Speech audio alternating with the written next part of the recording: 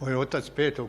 augusta 1941. godine na sred Banja Luke radio džamiju, ubijen na taj način da mu je šef ustaške policije Ibrahim Kolonić, rodom iz Ljubije, prišao i rekao: čestitam mu barečiti Sulejman Beg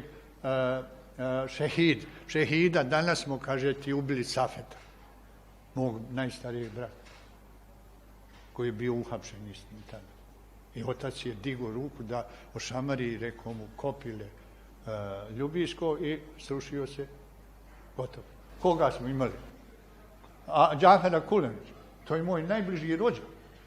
Moja majka i Džafer su od brata i od sestre. A šta je on bio? Hrvat,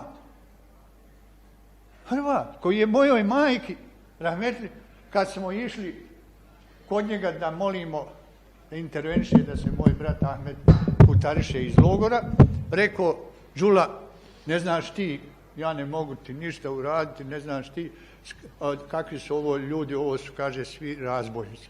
Pa mu je majka rekla: a šta ćeš ti s njima, Džafer? Valjda si ti iz jedne ugledne familije. Znate, ko je nas vodio?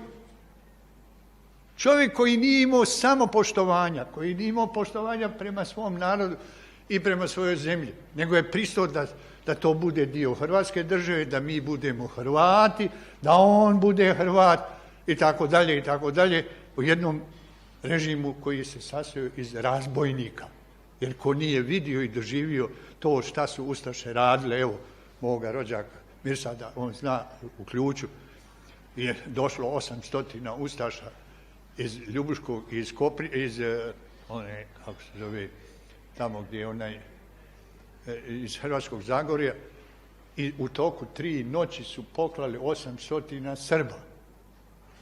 803, čini mi se, tačan broj. I otišli, napustili Ključ, ostavili ga, i šta se desilo? 27. jula 1263 muslimana je poklano u Sanskoj dolini. Od Velija, ti znaš, Rastoke, Polja, šta ja znam, Veleča, Dubočana i tako dalje, Sitnice, Orahovljana. Nema sela gdje nije izvršeno totalno klanje. Mi smo platili račun.